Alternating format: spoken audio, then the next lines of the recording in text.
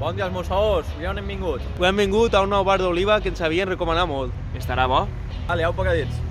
Comencem en una caselleta ben fresqueta per obrir gana a la vostra salut. Per a picar trauen cacaus del collaret i una ensalada contundent molt típica en els pobles de la Safor. Encara que també podeu tastar la seva orella a la planxa en un poc de picadillo, que estava molt gelatinosa, el seu aspencar cassola en capellà per damunt o inclús el propi capellà en un poc d'oli. Com està? Boníssim.